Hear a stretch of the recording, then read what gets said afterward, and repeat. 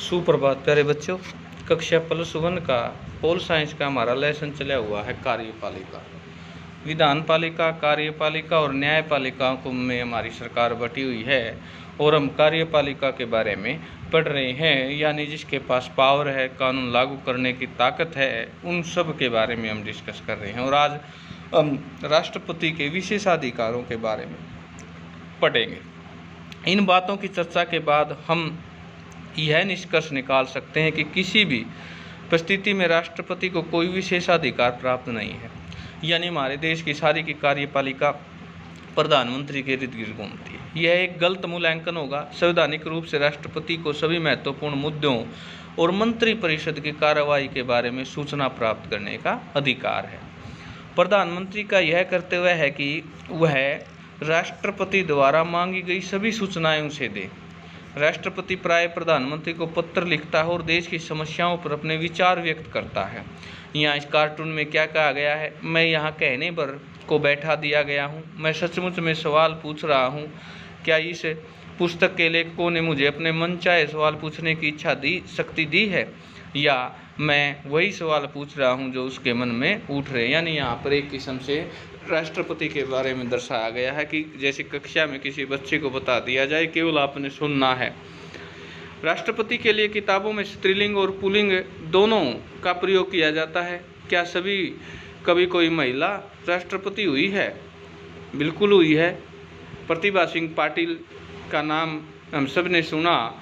इसके अतिरिक्त कम से कम 3 अन्य अवसरों पर राष्ट्रपति अपने विशेषाधिकार का प्रयोग करता है। प्रथम, जैसा कि आपने पहले भी देख चुके हैं कि राष्ट्रपति मंत्रिपरिषद की सलाह से को लौटा सकता है, उसे अपने निर्णय पर पुनर्विचार करने के लिए कह सकता है। ऐसा करने में राष्ट्रपति अपने विवेक का प्रयोग करता है। जब राष्ट्रपति को ऐसा लगता है कि सलाह में कुछ गलती है या कानूनी रूप से कुछ कमियां हैं या फैसला लेने के हित में नहीं है, तो वह मंत्रिपरिषद से अपने निर्णय पर पुनर्विचार करने के लिए कह सकता है। यद्यपि मंत्रिपरिषद पुनर्विचार के बाद भी वही सलाह दोबारा दे सकती है, तब राष्ट्रपति उसे मानने के लिए बाध्य भी होगा। तथापि राष्ट्रपति के द्वारा पुनर्विचार का आग्रह अपने आप में काफ़ी मायने रखता है। अतः यह एक तरीका है जिसमें राष्ट्रपति अपने विवेक के आधार पर अपनी शक्ति का प्रयोग करता है। दूसरे, राष्ट्रपति के पास वीटो की शक्ति, निषेधाधिकार होती है, जिसे वह संसद द्वारा पारित विधेयकों को छोड़कर केवल पर स्वीकृति देने में विलंब कर सकता है या स्वीकृति देने से मना कर सकता है। संसद द्वारा पारित प्रत्येक विधेयक को कानून बनने से पूर्व राष्ट्रपति की स्वीकृति के लिए भेजा जाता है। राष्ट्रपति उसे संसद को लौटा सकता है। ये है राष्ट्रपति की शक्तियों के बारे में हम पढ़ रहे हैं। हमने देखा विधेयकों की स्वीकृति देने के संबंध में राष्ट्रपति पर कोई समय सीमा नहीं है। क्या आपको पता है कि इस सिलसिले में एक घटना घट चुकी है? 1986 में संसद ने भारतीय पोस्ट ऑफिस संशोधन विधेयक पारित किया।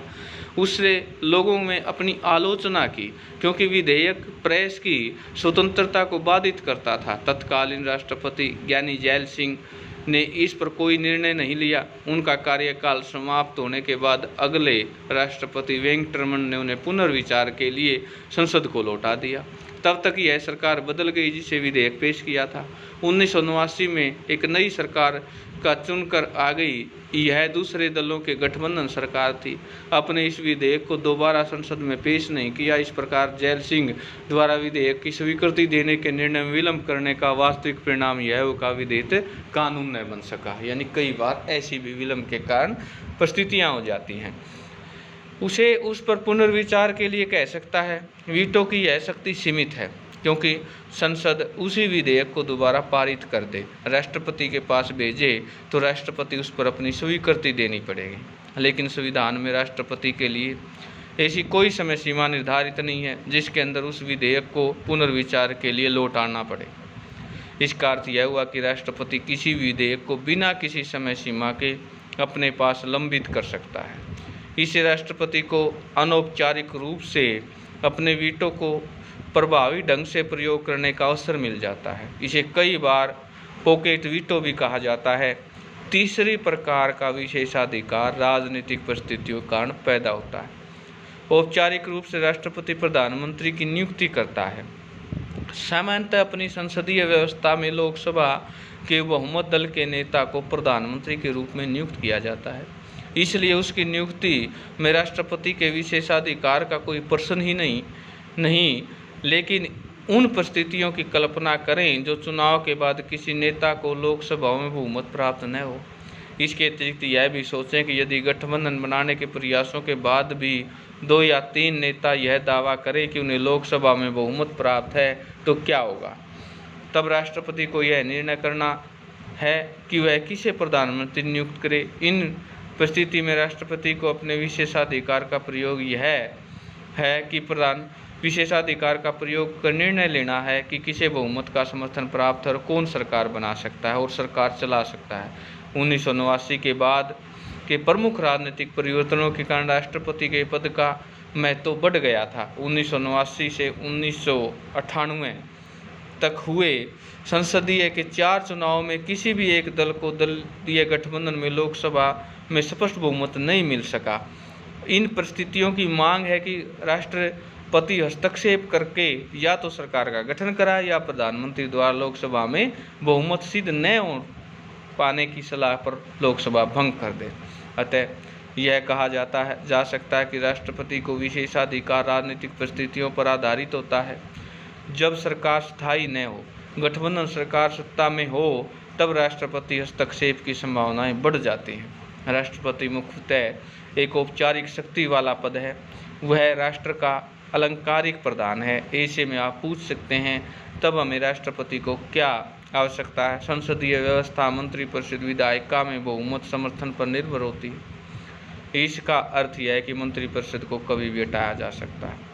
अब उसकी जगह नई मंत्रिपरिषद की नियुक्ति करनी पड़ेगी। ऐसी परिस्थिति एक ऐसे राष्ट्र प्रमुख की जरूरत पड़ती है जिसका कार्यकाल स्थायी हो, जिसके पास प्रधानमंत्री की नियुक्ति करने की शक्ति हो, जो सांकेतिक रूप में पूरे प्रतिनिधित्व कर सके। सामान्यतः परिस्थितियां राष्ट्रपति की यही भूमिका है, लेकिन जब किसी दल को स्पष्ट बहुमत नहीं मिलता तब राष्ट्रपति निर्णय लेने से देश की सरकार को चलाने के लिए प्रधानमंत्री नियुक्त करने के लिए अतिरिक्त जिम्मेदारी होती है।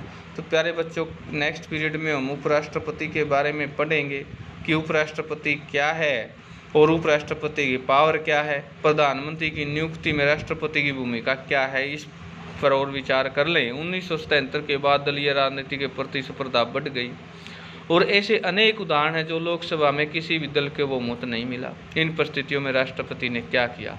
मार्च 1998 में चुनाव में किसी भी दल और दलीय गठबंधन में बहुमत नहीं मिला। भाजपा और उसके सहयोगी दलों में कुल 251 सीटें मिली बहुमत से, जो 21 कम थी। राष्ट्रपति नारायण ने एक लंबी प्रक्रिया अपनाई। उन्होंने गठबंधन के नेता अटल बिहारी वाजपेयी को अपने दावों के समर्थन से संबंधित राजनीतिक दलों के दस्तावेज प्रस्तुत करने को कहा। इससे आगे जाकर राष्ट्रपति ने वाजपेयी को पद ग्रहण करने के लिए मात्र 10 दिनों के भीतर विश्वास मत प्राप्त करने को कहा। तो प्यारे बच्चों, आज हमने राष्ट्रपति के विशेषाधिकार क्या है इनके बारे में चर्चा की। आशा ये सभी समझ में आ गए होंगे कि विशेष परिस्थितियों में राष्ट्रपति अपनी पावर का इस्तेमाल कैसे करता है। ये सारा विस्तार पूर्वक हमने पढ़ा। इसका सुंदर नोट्स तैयार करना है अपने राष्ट्रपति का चुनाव, राष्ट्रपति की शक्तियाँ, राष्ट्रपति के विशेषाधिकार, राष्ट्रपति के बारे में विस्तार पूर्वक भविष्य में भी काम आने योग्य बातें हैं। तो आशा है ये सारी चीज़ें आप समझ रहे होंगे और इनको आप कर रहे होंगे। धन्यवाद।